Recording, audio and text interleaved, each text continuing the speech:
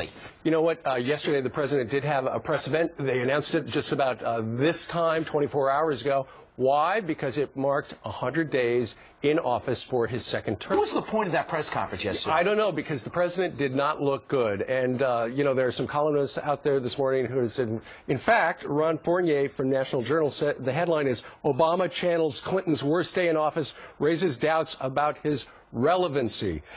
Jonathan Karl had a great question for the president, and the president had an answer that might interest you. Here's the interchange. Mr. President, you are 100 days into your second term. On the gun bill, you put, seems everything into it to try to get it passed.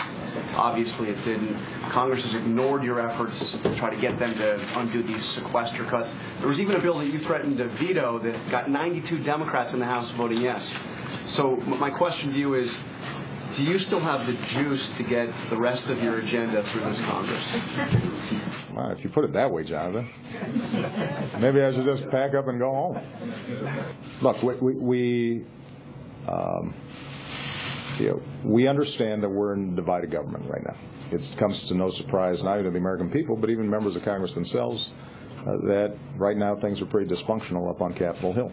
Blame the Republicans. So he's blaming Congress right now, and this is a list of some of the things that the president was trying to accomplish so far in his second term, which have not panned out for him. Gun control, probably the most, the one that was most talked about. Joe Manchin's talking about bringing it back up, and he might have some support. Global warming, a budget plan, and of course all of the sequestration discussion, and Obamacare, although he would not deem that a failure, but even people in his own party are saying it's going to be a train wreck to try and implement. When you talk about Syria and the red line, I still don't know what he's going to do, but he says he has some options. He didn't mention red line. When you talk about finding out who killed our 4 great Americans over in Benghazi, we still aren't any closer there to the investigation.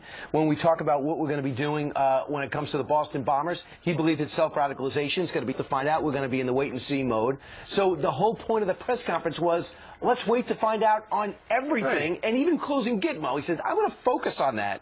Really? Well, what are you going to do about it that you haven't been doing? And now there's this first executive order, actually. In his first term, his right, first executive order was to close Gitmo. I found that startling during the press conference yesterday, that was going to be a high priority again, that he was going to go back to that. There's so many other issues facing America. We're saving money there because they stopped eating. Yeah, right. So we don't have to feed them. But his theme was, you know, I could get stuff done, but Congress is so uncooperative. It's interesting. He almost sounded like a spectator. He's the president of the United States, the leader of the free world. He looked like a spectator yesterday. I'd like to lead, but they just won't let us.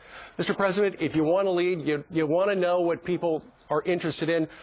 Also, in this brand new Fox News poll that came out just 10 minutes ago, the #1 thing people are interested in that you should work on, jobs, the economy, followed by the federal deficit. Terrorism is at 9%, and health care is at 7%. All right, so puts it in perspective. It does.